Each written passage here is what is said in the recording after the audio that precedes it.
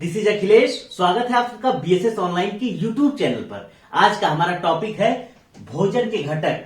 ये जो आज का टॉपिक है ये क्लास 6 का सेकंड चैप्टर है और ये एनसीईआरटी पैटर्न पे है और ये टॉपिक हम लोगों के लिए बहुत इंपॉर्टेंट है क्योंकि इसका हमारे रियल लाइफ में यूज है। हम लोग भोजन खाते हैं, ठीक है। ये सबके लिए इंपॉर्टेंट है और इस चैप्टर से गवर्नमेंट जॉब में भी ढेर सारे क्वेश्चन आते हैं, ठीक। तो आज के इस टॉपिक को हम लोग शुरू करते हैं।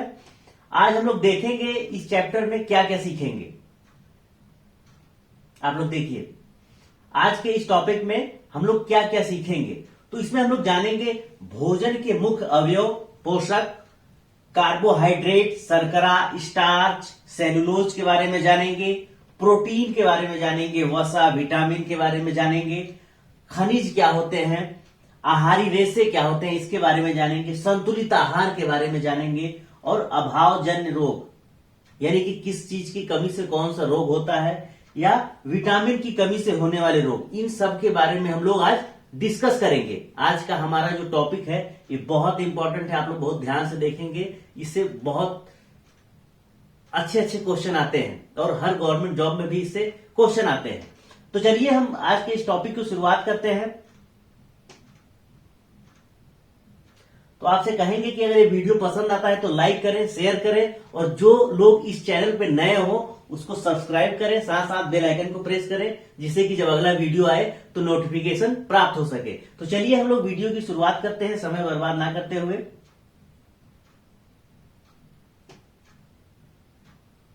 देखिए हमारे शरीर के लिए कुछ पदार्थ भोजन के रूप में आवश्यक होते हैं। इन पदार्थों को पोषक कहते हैं, ठीक। जैसे देखिए यहां पे जैसे भोजन के मुख्य अवयव कार्बोहाइड्रेट, प्रोटीन, वसा, विटामिन, खनिज, ये मुख्य अवयव हैं।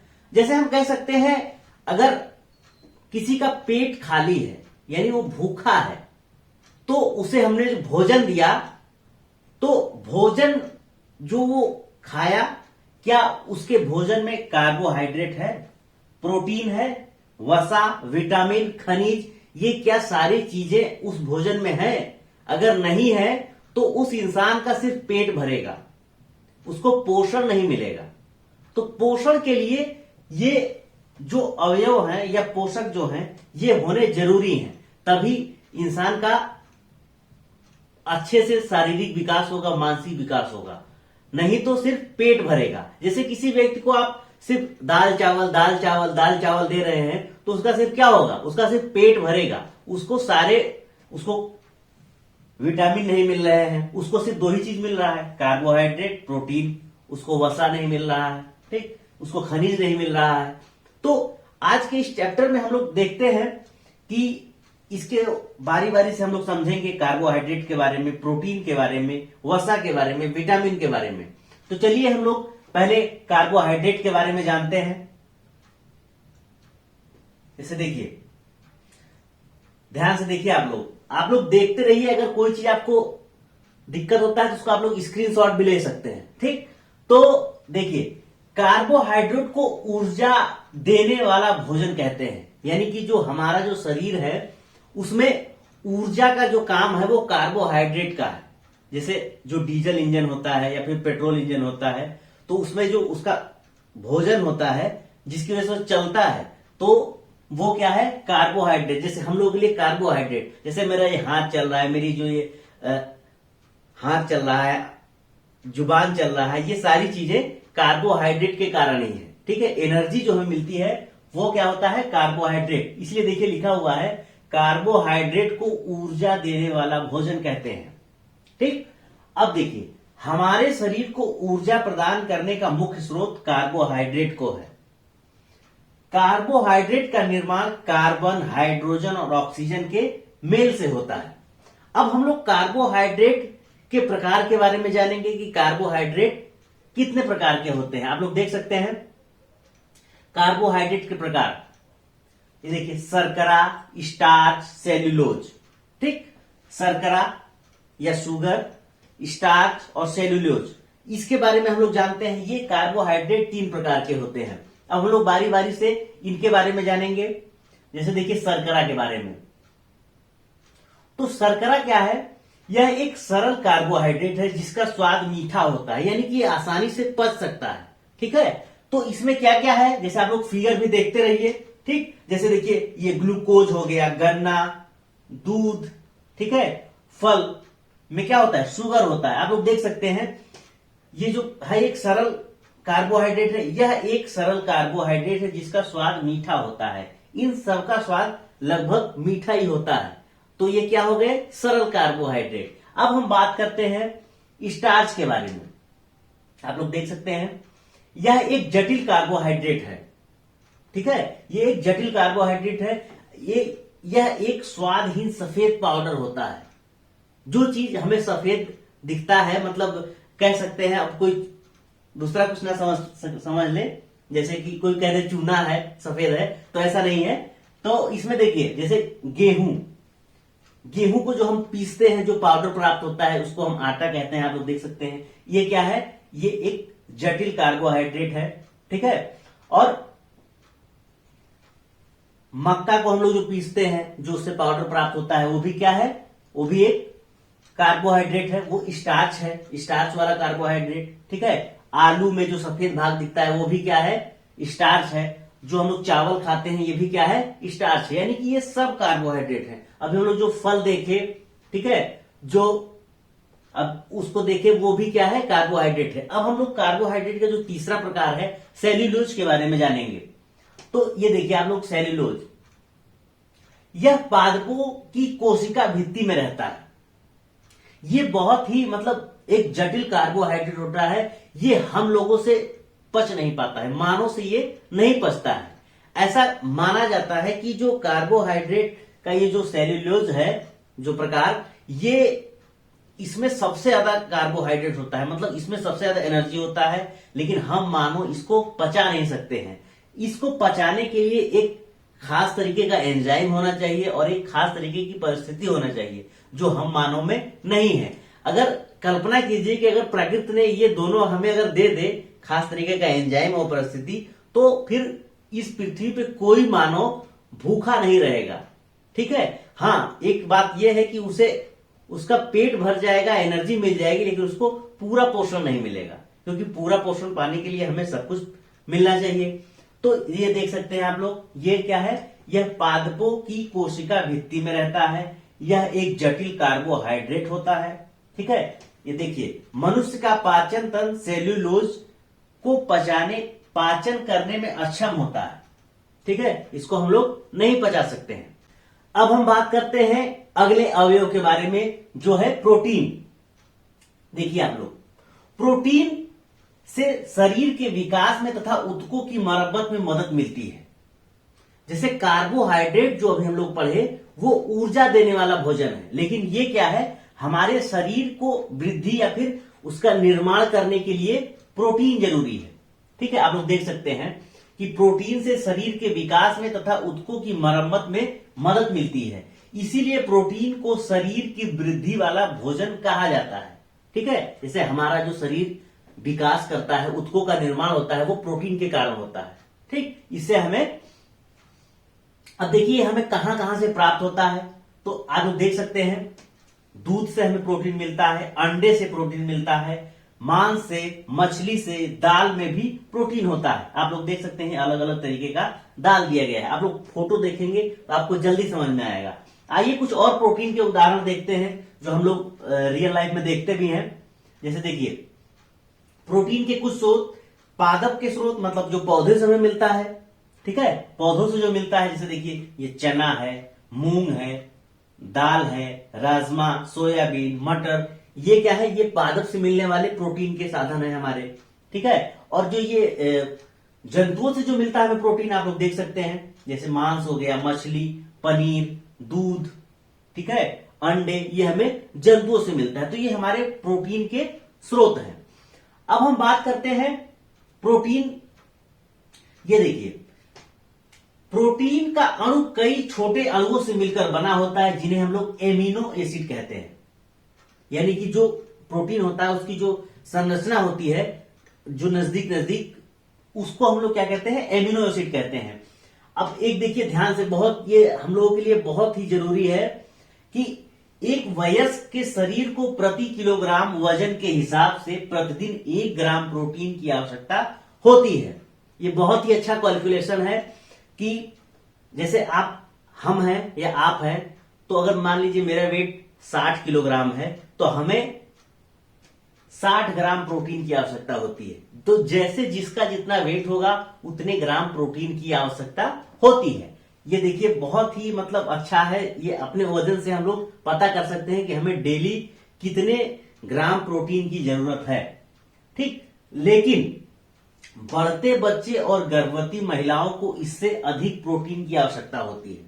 यानी जो दिखाया गया है जो प्रतिदिन वाला, इससे जो बढ़ते बच्चे हैं या फिर जो गर्भवती महिलाएं हैं उनको इससे ज्यादा जरूरत होती है। क्यों? क्योंकि उनका शारीरिक विकास हो रहा होता है। बच्चे जो बड़े हो रहे हैं उनका शारीरिक विकास होता है, तो उन्हें प्रोटीन की आवश्यकता होती है। और जो गर्भवती महिलाएं होती है उनमें एक बच्चे का निर्माण हो रहा है, उनके शरीर में एक बच्चे का निर्माण हो रहा है, तो इसके लिए उन लोगों को ज्यादा प्रोटीन खाना चाहिए। जैसे उनको दूध हो गया, मांस हो गया, अंडे हो गए, दाल हो गए, इसको उन्हें परहेज नहीं करना चाहिए, नहीं तो शरीर उनका कमजोर हो जाएगा, या फिर जैसे जो बच्चे हैं उनका भी शरीर कमजोर हो जाएगा। आइए अब बात करते हैं हम अगले अवयव जो हमारा फैट है या फिर वसा। वसा का निर्माण कार्बन, हाइड्रोजन और ऑक्सीजन से होता है। ठीक है, मक्खन, घी, आप लोग फिगर भी देखते रहे, मक्खन, घी, दूध, अंडे की जर्दी, जो ये पीला वाला भाग होता है अंडे के अंदर, वो उसी को अंडे की जर्दी कहते हैं। सूखे मेवे जैसे जो बादाम होता है, या ये जो देख सकते हैं आप लोग देखते होंगे। ठीक है, और ये जो तेल, जो कुकिंग ऑयल होता है, जो घर में हमारे जिससे खाना वाना बनता है, उसमें आ गए, जैसे सरसों का तेल हो गया, नारियल का तेल हो गया, ये सब उसमें आ जाते हैं, सोयाबीन का तेल। देखिए इसमें दिया गया है एक वयस्क को प्रतिदिन 35 ग्राम वसा की आवश्यकता होती है। ठीक है, यानी कि प्रोटीन से हमें वसा को कम लेना है। ठीक, अब देखिए हमारे शरीर में अतिरिक्त ऊर्जा को वसा के रूप में जमा कर लिया जाता है। ठीक है, यानी कि जो वसा होता है अतिरिक्त ऊर्जा के रूप में जमा रहता है, स्टोर रहता है। ठीक, अब आगे देखिए, जब शरीर को अतिरिक्त ऊर्जा की जरूरत होती है तो शरीर वसा का इस्तेमाल करता है। जैसे आप लोग मोबाइल होता होगा, तो मोबाइल को चार्ज करने के लिए हम लोग लाइट से चार्ज करते हैं, लेकिन जब हमें कहीं जाना होता है तो पावर बैंक होता है, उसमें हम लोग क्या करते हैं, इलेक्ट्रिसिटी को स्टोर कर लेते हैं, यानी कि उसको पावर को चार्ज कर लेते हैं, पावर बैंक को, और जब हमें जरूरत होती है तो उसका हम लोग यूज करते हैं। ठीक है, समझ में आ रहा है? इसी तरह जो वसा होता है वो हमारे शरीर में एनर्जी के रूप में स्टोर रहता है। जब हमें भोजन नहीं मिलता है या फिर कोई ऐसी सिचुएशन आती है जब हमें नहीं समस्या है खाने की, तो उस समय जो वसा हो शरीर उसको यूज करता है। ठीक, आप लोग देख सकते हैं इसको कि इसीलिए वसा को शरीर का ऊर्जा बैंक भी माना जाता है। जैसे हमारा पावर बैंक होता है मोबाइल चार्ज करने वाला, इसी तरह इसको भी हम लोग क्या कहेंगे, हमारे शरीर का ये क्या है, पावर बैंक है। ठीक, अब देखिए विटामिन ए, डी, ई, के को अवशोषण के लिए वसा का होना जरूरी होता है। अगर शरीर में वसा है तभी ये विटामिन जो है अवशोषित होंगे हमारे शरीर में, अन्यथा नहीं हो पाएंगे। अब देखिए वसा के कारण शरीर से उष्मा के ह्रास की रोकथाम होती है। यानी कि अगर आपके अंदर वसा है तो उष्मा जो है वो आपके अंदर स्टोर रहेगी। देखिए जब छोटे बच्चे होते हैं तो उनको ठंड कम लगती है, या फिर वो जीव जंतु जो ठंडी इलाकों में रहते हैं, जैसे भालू हो गया, जैसे पेंगुइन जो बर्ड है वो हो गई, तो उन लोगों को ठंडी नहीं लगती है। क्यों? क्योंकि जो बच्चे होते हैं इनके ऊपर, इनके शरीर के ऊपर एक वसा की एक लेयर लगी होती है, एक परत जमी होती है, जिसके कारण शरीर की जो उष्मा है वो बाहर नहीं जा पाती है और बाहर की जो ठंड है अंदर नहीं आ पाती है। इस कारण छोटे बच्चों को ठंडी नहीं लगती है। तो आप लोग जान गए होंगे कि छोटे बच्चों को ठंडी जल्दी क्यों नहीं लगती है। ठीक है, अब हम लोग बात करते हैं विटामिन के बारे में। आप लोग देख सकते हैं विटामिन एक जटिल कार्बनिक कंपाउंड है। ठीक है, हमारे शरीर की वृद्धि और विकास के लिए विटामिन आवश्यक होते हैं। ठीक, विटामिन से हमें कोई खास ऊर्जा नहीं मिलता है, जैसे काम करने की क्षमता हमें विटामिन से नहीं मिलती है, लेकिन हमारे विकास के लिए ये बहुत जरूरी है। आइए हम लोग जानते हैं इसके बारे में। विटामिन से कोई ऊर्जा नहीं मिलती, आप लोग देख सकते हैं, ठीक है, लेकिन हमारे शरीर के लिए विटामिन ए, सी, डी, ई, के और बी कॉम्प्लेक्स की जरूरत होती है, यानी कि सभी विटामिनों की हमें जरूरत होती है। बी कॉम्प्लेक्स यानी बी में और भी ढेर सारे होते हैं। तो आइए इनके बारे में और अच्छे से जानते हैं। अब देखिए, हमारा शरीर केवल 2 विटामिन का निर्माण करता है। हमारा शरीर 2 विटामिन का निर्माण करता है और बाकी जो विटामिन है हमें भोजन से प्राप्त होते हैं, ठीक। तो 2 विटामिन कौन कौन से हैं? डी और के।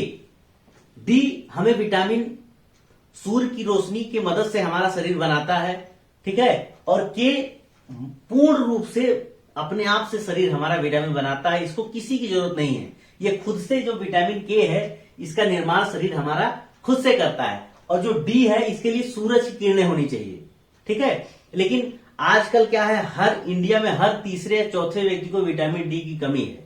ऐसा क्यों? क्योंकि लोग अब धूप में नहीं निकलना चाहते हैं, ठीक है, जिसके कारण उनमें विटामिन डी की कमी हो रही है, ठीक। अब हम देखते हैं, विटामिन बी कॉम्प्लेक्स कई ऐसे विटामिन का मिश्रण होता है जो जल में घुलनशील होते हैं। जैसे विटामिन जो है बी है, ये कई होते हैं और ये जल में घुलनशील होते हैं, आप लोग देख सकते हैं। इसके कौन कौन से हैं? तो इस समूह के महत्वपूर्ण विटामिन है विटामिन बी जो है, उसके महत्वपूर्ण जो है विटामिन B1 है, B2, B3, B4, B6, B9 और B12, ठीक है। अब आइए हम लोग इस विटामिन हमें किन किन चीजों से मिलता है इसके बारे में हम लोग देख लेते हैं फिगर के माध्यम से, ताकि हम लोग को आसानी से समझ में आ सके। आप लोग देख सकते हैं, आप लोग इसको जरूर देखे होंगे और खाते भी होंगे, ठीक है। तो देखिए, विटामिन ए के सोर्स, विटामिन ए के सोर्स आप लोग देख सकते हैं, दूध, इसमें विटामिन ए मिलता है, मछली का तेल, पपीता, गाजर, इससे हमें क्या मिलता है? विटामिन ए मिलता है, ठीक है। अब हम लोग बात करते हैं विटामिन बी के जो स्रोत हैं क्या है, तो यकृत है, गेहूं है, चावल, इससे हमें क्या मिलता है? विटामिन बी मिलता है। अब देखिए सोर्स ऑफ विटामिन सी, तो जैसे विटामिन सी हमें किन किन फलों से या फिर किन भोजन से मिलता है, तो आप लोग देख सकते हैं, ये अमरूद है, मिर्च है, संतरा है, टमाटर है, नींबू है, आंवला है, ठीक है। तो इन सब में हमें विटामिन सी मिलता है। आंवला को विटामिन सी का मुख्य स्रोत कहा जाता है, सबसे ज्यादा विटामिन सी आंवले में मिलता है। अब लोग विटामिन डी की बात करते हैं, जो हमें सूर्य से भी मिलता है, लेकिन हम लोग भोजन से भी प्राप्त कर सकते हैं। तो आप लोग देखिए, विटामिन डी मछली से मिल सकता है, अंडे से, ठीक है, मक्खन, दूध, यकृत से, इन सब से भी विटामिन डी मिलता है, ठीक है। अब हम आगे बात करते हैं खनिज के बारे में। आप लोग देख सकते हैं, खनिज जैसे मिनरल, ठीक है, आप लोग पानी खरीदते हो उसमें लिखा रहता है मिनरल वाटर, ठीक है। तो उस खनिज के बारे में हम लोग बात करेंगे, खनिज में क्या क्या होता है, ठीक है। तो आप लोग देखिए, हमारे शरीर को खनिजों की अल्प मात्रा की जरूरत होती है, थोड़ी सी मात्रा खनिज की जरूरत होती है, ठीक है। उसमें क्या क्या होता है? लोहा यानी कि iron, iodine, calcium, phosphorus, sodium और पोटेशियम, ये कुछ महत्वपूर्ण खनिज है जो हमारे शरीर के लिए बहुत ही महत्वपूर्ण है, ठीक। ये खनिज हमें जंतुओं और पादपों से मिलते हैं, यानी कि जो खनिज है, इसको ये नहीं कि हमें आयरन लेना है तो कुछ आयरन खा लिए, ठीक है। ये आयरन हमें पादपों से मिलता है या फिर जंतुओं से मिलता है। तो आइए इसको हम लोग देखते हैं फिगर के माध्यम से कि किस किस चीज से हमें कौन सा खनिज मिलता है। तो देखिए, फास्फोरस के कुछ स्रोत, फास्फोरस हमें किस किस से मिलता है? दूध से मिलता है, ये देखिए केला है, ठीक है, मिर्च है, ये अनाज है, ठीक है। और लौह यानी आयरन के स्रोत क्या क्या है? पालक है, यकृत है, अमरूद है, ठीक है, ये एप्पल है, ठीक है। इन सब चीजों से हमें क्या मिलता है? आयरन मिलता है। कैल्शियम के स्रोत क्या है? दूध है, ये अंडा है, ठीक है। और आयोडीन के स्रोत क्या क्या है? पालक, ये फिश देख सकते हैं, ठीक है, और ये अदरक है। इससे हमें क्या मिलता है? विटामिन डी मिलता है। तो आइए अब बात करते हैं हम लोग अभावजन्य रोग के बारे में, ठीक है। अभावजन्य रोग, जब किसी पोषक के लंबे समय के अभाव के कारण कोई रोग होता है तो उस रोग को हम लोग अभावजन्य रोग कहते हैं।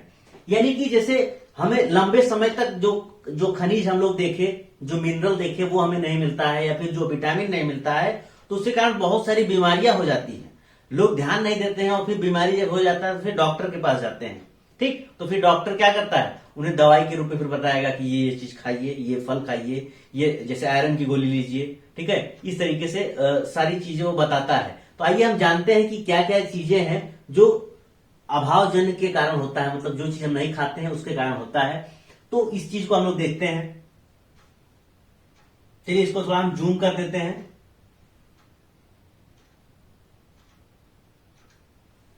जैसे देखिए विटामिन ए, विटामिन ई की कमी से कौन सा रोग हो जाता है। देखिए अभावजन्य, आप लोग इसको ध्यान से देखेंगे, ये लक्षण है, ये अभावजन्य रोग या विकार जो हमें ये चीज नहीं मिला तो कौन सा बीमारी हुई और उसके लक्षण क्या क्या है, इसको आप लोग देखते रहिएगा। हम पढ़ते भी हैं और आप यहाँ पे देखते भी रहे। ठीक है, तो विटामिन ए की कमी से कौन सा रोग हो सकता है। ठीक है, दृष्टिहीनता, जिसको हम लोग रतौंधी भी कहते हैं। ठीक है, इसमें क्या हो जाता है, इसके लक्षण क्या क्या है, कमजोर दृष्टि, अंधेरे रात में कम दिखाई देना, कभी कभी पूरी तरह से दिखाई देना बंद हो जाना। ठीक है, अब विटामिन B1, इसके कारण कौन सा रोग हो जाता है, तो इसके कारण कौन सा हो जाता है, बेरी बेरी रोग हो जाता है। इसमें क्या हो जाता है, दुर्बल पेशियां और काम करने की ऊर्जा में कमी आ जाती है, यानी कि वो काम नहीं कर पाते, तुरंत थक जाते हैं। समझ में आ रहा है। अब अगला विटामिन सी, देखिए विटामिन सी, विटामिन सी की कमी से कौन सा रोग हो जाता है, स्कर्वी। इसमें क्या हो जाता है, मसूड़ों से खून निकलना, घाव भरने में अधिक समय लगना। ठीक है, यानी किसी को घाव हो जाएगा, जल्दी ठीक नहीं होगा विटामिन सी की कमी के कारण। अब अगला जो विटामिन है विटामिन डी, इसकी कमी से कौन सा रोग हो जाता है, तो रिकेट्स। इसमें क्या हो जाता है, अस्थियों का मुलायम होकर मुड़ जाना। मतलब आप लोग देखते हो कि गांव में कोई कोई बच्चा जो होता है बिल्कुल दुबले पतले होते हैं, बिल्कुल टेढ़े मेढ़े होते हैं। ठीक है, वो बहुत ही कमजोर हो जाते हैं, तो उनका वो कौन सी बीमारी हो जाता है, रिकेट्स। और कौन सी विटामिन के कारण, विटामिन डी के कारण। अब हम लोग बात करते हैं कैल्शियम के कारण। ठीक है, कैल्शियम के कारण कौन सी बीमारी हो जाती है, तो अस्थियां और दंत क्षय, यानी कि जो हड्डियां हमारी होती हैं वो कमजोर हो जाती हैं और दांत भी कमजोर हो जाता है। जैसे कुछ हम थोड़ा मजबूत चीज अगर करेंगे तो दांत टूट जाएगा। समझ में आ रहा है, तो ये कैल्शियम के कारण हो जाता है। आयोडीन के कारण कौन सा बीमारी हो जाता है, घेंघा। इसमें क्या हो जाता है, जो ग्रंथि होती है, ठीक है, जो ग्रंथि वो क्या होती है, बड़ी हो जाती है। आप लोग देखे होंगे कभी न कभी, तो वो किस कमी के कारण हो जाता है। और इसमें एक चीज और हो जाता है, विटामिन डी की कमी से बच्चों में मानसिक विकलांगता, यानी विटामिन डी की कमी से बच्चे जो है दिमाग से थोड़ा सा उनका दिमाग जो है कमजोर हो जाता है विटामिन डी के कमी के कारण। इसलिए ये सारे जो है पोषक तत्व तो हमें मिलना चाहिए। और अगला देखिए लौ, यानी कि आयरन की कमी से, जो हमें पालक से मिलता है, आयरन की कमी से कौन सा रोग हो जाता है, अरक्तता, माने खून की कमी, खून की कमी हो जाती है। ठीक है, और इसका लक्षण क्या है, कमजोरी हो जाना, यानी कि कमजोर, बहुत ही दुबले पतले हो जाते हैं, खून की कमी हो जाती है। तो ठीक, तो आइए अब बात करते हैं हम लोग आहारी रेशे के बारे में। ठीक है, जैसे हम लोग जो सलाद खाते हैं या फिर जो अंकुरित अनाज खाते हैं, जैसे चना हो गया, मूंग हो गया, तो ये आहारी रेशों के कैटेगरी में आता है। ठीक है, तो चलिए इसको हम लोग जानते हैं और अच्छे से आप लोग देखते भी रहे, हम पढ़ते भी हैं और आप लोग भी देखते रहे। ठीक, तो देखिए भोजन में उपस्थित रेशों को आहारी रेशा या रुक्षांश कहते हैं, बहुत ही हिंदी है। ठीक है, और हमारा शरीर इनका पाचन नहीं कर पाता। आप लोग देख सकते हैं, रुक्षांश से भोजन का आयतन बढ़ जाता है, जिससे पेट भरा हुआ लगता है। ठीक है, रुक्षांश से भोजन को आहार नाल के आगे बढ़ने में मदद मिलती है। अनाज, सलाद, सब्जियां, अंकुरित दानों में रुक्षांश रहता है। ये हमें क्या करते हैं, हमारे पाचन तंत्र को सही करते हैं। जो हम लोग जो कच्ची चीजें खाते हैं उससे हमारा पाचन तंत्र बहुत ही सही रहता है। ठीक है, तो आप लोग भी ज्यादा से ज्यादा सलाद खाएं, अंकुरित चीजें खाएं। ठीक, अब हम लोग बात करते हैं संतुलित आहार के बारे में। आप लोग देख सकते हैं कि संतुलित आहार, एक क्वेश्चन भी हो सकता है कि संतुलित आहार किसे कहते हैं, तो इसका आंसर क्या होगा, जिस आहार में सभी पोषक सही अनुपात में रहते हैं उसे हम लोग संतुलित आहार कहते हैं। ये बहुत ही अच्छा क्वेश्चन है। ठीक है, और आप लोग देख सकते हैं, हमारे शरीर की वृद्धि और अच्छे स्वास्थ्य के लिए भोजन में उन सभी पोषक तत्वों का उचित मात्रा में होना अनिवार्य होता है जो हमारे शरीर के आवश्यकताओं की पूर्ति करता हो। ठीक है, ये सारी चीजें जब होंगी तभी वो हमारा क्या होगा, संतुलित आहार, बैलेंस डाइट होगा। ठीक है, अब हम लोग बात करते हैं कोई भी पोषक तत्व ना तो आवश्यकता से ज्यादा हो ना ही कम हो। ज्यादा होगा तब भी नुकसान है और कम होगा तब भी नुकसान है। जैसे आप लोग देखते होंगे बहुत से लोग दुबले पतले होते हैं तो सोचते हैं कि हम कैसे मोटे हो जाएं। तो दुबले पतले होने के लिए हम लोग उधर क्या पढ़े, कार्बोहाइड्रेट के बारे में और वसा के बारे में। अगर आपको और मोटा होना है, हेल्दी होना है, तो आपको दो चीजें लेनी है। प्रोटीन से नहीं आप मोटे होंगे, आपको क्या लेना है, आपको वसा लेना है, कार्बोहाइड्रेट लेना है, जिससे आपको एनर्जी मिलेगी, आप जल्दी मोटे होंगे। और आपको खनिज से भी आप मोटे नहीं होंगे, और ये क्या कहते हैं, विटामिन से भी मोटे नहीं होंगे। ठीक है, तो इसके लिए आप लोग देख सकते हैं किसी भी पोषक के लंबे समय तक कमी होने से अभावजन्य रोग हो सकते हैं। यानी कि हमें सभी चीजें मिलनी चाहिए, नहीं तो हमें बीमारी बहुत भयंकर हो जाएगा, बहुत बड़ा बीमारी हो जाएगा। फिर हम लोग जल्दी ठीक नहीं होंगे, फिर हमें डॉक्टर के पास जाएंगे, पैसा लगेगा और फिर दवाएं मिलेंगी, और जो डॉक्टर कहेंगे वो हमें फिर खाना पड़ेगा, दवाई खाने पड़ेगी। तो इससे अच्छा है कि हम वो सारी चीजें पहले ही खा लें ताकि हमें बीमारी ना हो। आप लोग देख सकते हैं ये संतुलित आहार का हमने एक फोटो लगाया हुआ है, जिसे आप लोग देख सकते हैं। इसमें पादपों से मिलने वाले भोजन है और जंतुओं से मिलने वाले भोजन। तो जो शाकाहारी है वो जंतुओं से मिलने वाले भोजन से भी प्रोटीन ले सकता है, और जो मांसाहारी है या फिर जो सर्वाहारी है तो दोनों खा सकता है। तो उससे प्रोटीन और सारी चीजें जंतुओं से मिल सकती हैं और पादपों से मिल सकती हैं। आइए अब हम लोग जो हमारे खाद्य पदार्थ होते हैं, कार्बोहाइड्रेट, प्रोटीन, वसा, इसका हम लोग परीक्षण कैसे करेंगे। अगर किसी खाने में वो चीज है या नहीं है, उसका परीक्षण हम लोग करके सीखते हैं। आप लोग ध्यान से देखिए। ठीक है, तो आप लोग देख सकते हैं भोजन में कार्बोहाइड्रेट का परीक्षण। ठीक है, जैसे आपके जो आप खाना लिए हैं उसका पहले पेस्ट बना लीजिए। ठीक है, आप लोग इसमें ध्यान से देखिए इसमें क्या लिखा हुआ है। इसके लिए दिए गए जो खाद्य पदार्थ, जो आपका जो खाना है, उसका हम लोग क्या करेंगे, पहले पेस्ट बना लेंगे। जैसे जो हमारा ब्रश करने जो वो पेस्ट नहीं होता है, तो उसको हम पेस्ट की तरीके से पहले बना लेंगे। ठीक है, और फिर उसमें क्या करेंगे, उस पेस्ट में आप लोग इसको एक मिनट हम जूम कर देते हैं, आप लोग देखिए। ठीक, जैसे देखिए दो स्टूडेंट क्या कर रहे हैं, इसका परीक्षण कर रहे हैं। इसमें क्या किए, पहले जो खाद्य पदार्थ है उसका क्या किए, लोग पेस्ट बना लिए। ठीक है, उसको बढ़िया से मसल के उसका पेस्ट बना लिए। फिर उसमें आयोडीन की कुछ बूंदे इन्होंने डाला। ठीक, और जब ये आयोडीन की जब इन्होंने बूंदे डाली तो इसमें क्या हो गया, इसका रंग क्या हो गया, गहरा नीला हो जाता है। अगर गहरा नीला होता है तो इसका मतलब क्या है, उस खाद्य पदार्थ में क्या है, कार्बोहाइड्रेट है। देखिए लिखा हुआ है, यदि खाद्य पदार्थ का रंग गहरा नीला हो जाता है तो इससे यह पता चलता है कि खाद्य पदार्थ में कार्बोहाइड्रेट मौजूद है। ठीक, अब हम बात करते हैं भोजन में प्रोटीन का परीक्षण। यानी कि हमारा जो भोजन खा रहे हैं उसमें प्रोटीन है या नहीं, उसका हम लोग परीक्षण कैसे करेंगे। तो देखिए ध्यान से।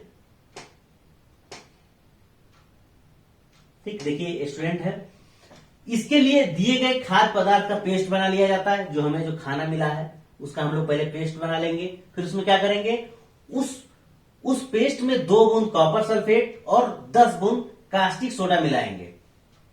ठीक है, तो इससे क्या होगा, यदि खाद्य पदार्थ का रंग बैंगनी हो जाता है तो इसे यह पता चलता है कि खाद्य पदार्थ में प्रोटीन मौजूद है। आप लोग देख सकते हैं कि जो एक स्टूडेंट है ये क्या किया है, ये खाद्य पदार्थ में क्या मिला है, आप लोग इसको देखिए ध्यान से। ये जो स्टूडेंट है ये देखिए, ये खाद्य पदार्थ है, इसमें क्या कास्टिक सोडा और कॉपर सल्फेट इसमें डालता है तो उसका रंग कैसा हो जाएगा, बैंगनी हो जाएगा। तो इससे हमें क्या पता चलेगा कि इस भोज्य पदार्थ में क्या है, प्रोटीन है। ठीक, अब हम बात करते हैं वसा का परीक्षण। ये बहुत ही आसान परीक्षण है, इसको करने के लिए आप लोगों को कुछ करना नहीं है, बिल्कुल आसान है, बिल्कुल आसान। आप लोग देख सकते हैं भोजन में वसा का परीक्षण। इसमें क्या है, आप लोग देख सकते हैं, इसके लिए दिए गए खाद्य पदार्थ को एक कागज में लपेट कर मसला जाता है। जैसे जो वसा का परीक्षण करना है उसको कागज में मसले, लेकिन ध्यान रहे कि कागज फटना नहीं चाहिए। ठीक, नहीं तो फिर गड़बड़ हो जाएगा। देखिए लिखा हुआ है, यहां सावधानी रखनी होती है कि कागज फट ना जाए। ठीक, उसके बाद कागज को फैलाकर रोशनी में देखा जाता है। समझ में आ रहा है। तो इसमें सबसे आसान है, देखिए आप लोग इसको देख लीजिए एक बार। यदि कागज पर धुंधले धब्बे दिखाई पड़ते हैं जिनसे हल्की रोशनी आर पार होती हो तो इससे यह पता चलता है कि खाद्य पदार्थ में वसा मौजूद है। आप लोग देख सकते हैं, ठीक, कुकिंग ऑयल। तो इसमें जैसे आप लोग बिल्कुल सिंपल है, एक सादा कागज लीजिए, उसमें जो पकौड़ी है या फिर जो समोसा है, जो भी चीज है, कचौड़ी है, जो भी है, उसको उसमें रखिए। आप उसमें जो वसा, उसमें तेल लग जाएगा। आप लोग धूप में ऐसे करेंगे या फिर लाइट में करेंगे तो आपको रोशनी, हल्की हल्की रोशनी आएगी। तो इससे ये पता चल जाएगा कि उस खाद्य पदार्थ में क्या है, वसा है। तो आप लोग ये वाला बहुत आसानी से कर सकते हैं, ठीक है। उसके लिए आप लोगों को वो कॉपर सल्फेट और आयोडीन की बूंदों की जरूरत नहीं है। अब हम लोग बात करते हैं इस भोजन के घटक के जो चैप्टर है, इससे जुड़े कुछ प्रश्न उत्तर के बारे में, ठीक है, क्योंकि प्रश्न उत्तर भी हमें जानना जरूरी है, क्योंकि ये क्वेश्चन हर जगह इस चैप्टर से क्वेश्चन आता है, ठीक। तो चलिए देखते हैं। पहला क्वेश्चन है, निम्नलिखित में से किसे बॉडी बिल्डिंग फूड कहा जाता है, ठीक है। आप लोग आंसर आपके सामने है, हम लोग देख सकते हैं। पहला है क्या है, कार्बोहाइड्रेट, वसा, पानी, प्रोटीन, ठीक है। तो बॉडी बिल्डिंग फूड के लिए हम लोग प्रोटीन को कहते हैं, क्यों, क्योंकि इससे हमें ऊतकों का और हमारे जो मांसपेशियां उसका निर्माण होता है, ठीक है। तो इसीलिए इसको हम लोग बॉडी बिल्डिंग फूड भी कहते हैं। अब अगला क्वेश्चन देख सकते हैं आप लोग, निम्नलिखित में से कौन सा विटामिन हमारे शरीर को हड्डियां और दांतों के लिए कैल्शियम का उपयोग करने में मदद करता है, ठीक है, कैल्शियम का उपयोग करने में मदद करता है। आप लोग देख सकते हैं, अभी हम लोग देखें कि विटामिन डी हमारे क्या करते हैं, हमारे हड्डियों को मजबूत करता है, हमारे दांतों को मजबूत करता है, ठीक है, विटामिन डी। आप लोग बताएंगे विटामिन डी की कमी से और कौन सा रोग हो सकता है, अभी हम बताए थे, ठीक है। इसको आप लोग कमेंट करके बताइए। अब अगला क्वेश्चन हम देखते हैं, निम्न में से कौन सा रोग आयोडीन की कमी से होता है। आप लोग देख सकते हैं, आंसर हमने यहां पे दे रखा है, ठीक है। तो आयोडीन की कमी से कौन सा रोग हो सकता है, घेंगा होगा, ठीक है, जिसमें हमारी जो ग्रंथि होती है वो क्या होती है, बढ़ जाती है आयोडीन की कमी से, ठीक है। और एक और था, आयोडीन की कमी से और कौन सा रोग हो सकता है, उसको आप लोग कमेंट करके बताएंगे। अभी आप लोग पीछे हम देखे, दो था, एक घेंगा और एक कौन सा था, आप लोग उसको देखिए फिर बताइए, ठीक है। अब अगला क्वेश्चन, निम्न में से कौन सा रोग आयरन की कमी से होता है। अरक्तता, अभी हम लोगों ने जो टेबल हम लोग देख रहे थे कि विटामिन और रोग के लक्षण, उसमें ये दिया गया था। अगर किसी को नहीं समझ में आता है तो आप लोग वीडियो को फिर से देख सकते हैं, जिससे कि आपको आसानी से समझ में आ जाएगा। अब अगला क्वेश्चन देखते हैं, किस विटामिन की कमी से रिकेट्स होता है, ठीक है, रिकेट्स किस कमी से होता है, इसमें क्या हो जाएगा, विटामिन डी। अभी हम जो क्वेश्चन किए थे उसी से ये संबंधित है, तो इसमें क्या हो जाएगा, विटामिन डी की कमी से कौन सा रोग हो जाता है, रिकेट्स। अब अगला क्वेश्चन देखिए, स्कर्वी रोग किस विटामिन की कमी से हो जाता है, जिससे स्कर्वी में क्या होता है, उसका लक्षण क्या है, आप लोग कमेंट करके बताएंगे, ठीक है। तो स्कर्वी रोग किस विटामिन की कमी से होता है, तो विटामिन सी की कमी से हमें कौन सा रोग हो जाता है, स्कर्वी रोग हो जाता है। तो आज का ये जो क्वेश्चन सेशन था ये समाप्त हुआ, और आज का चैप्टर भी हम लोग यहीं पे समाप्त करते हैं, भोजन के घटक के बारे में। आज हम लोगों ने इस भोजन के बारे में जाना कि हमें कौन कौन सा भोजन लेना चाहिए, कितनी मात्रा में क्या चीज लेनी चाहिए, कितना प्रोटीन लेना चाहिए, कितना वसा लेना चाहिए, और कौन कौन से खनिज लेने चाहिए, ठीक है, इसके बारे में जाने। अब हम लोग अपने भोजन का सही चुनाव भी कर सकते हैं, ठीक। अब देखिए हम इस चैप्टर में क्या क्या सीखे, इसमें भी एक बार देख लेते हैं। तो इस चैप्टर में हम लोगों ने क्या सीखा, भोजन के मुख्य अवयव क्या क्या है, ठीक, और कार्बोहाइड्रेट के बारे में जाने, शर्करा, स्टार्च, सेल्यूलोज के बारे में जाने, ठीक है, प्रोटीन, वसा, विटामिन के बारे में जाने, खनिज, आहारी रेशों के बारे में जाने, संतुलित आहार क्या होता है उसके बारे में भी जाने, अभावजन्य रोग यानी कि किस चीज की कमी से कौन सा रोग होता है, कौन सी विटामिन से कौन सा होने वाला रोग, इसके बारे में हम लोग जाने। तो मुझे लगता है कि आज का ये वीडियो आप लोग को जरूर पसंद आया होगा। ये जो आज का क्लास है ये आप लोगों को समझ में आया होगा। इसको आप लोग अगर ये समझ में सब कुछ अच्छा लगता है इसको लाइक करें, शेयर करें। अगर आप इस चैनल पे नए हैं तो सब्सक्राइब जरूर करें, साथ ही साथ बेल आइकन को भी प्रेस करें, जिससे कि जब अगला वीडियो आए तो नोटिफिकेशन प्राप्त हो सके। ठीक है, तो आज के इस क्लास को हम लोग यही समाप्त करते हैं। मिलते हैं अगले वीडियो में। धन्यवाद।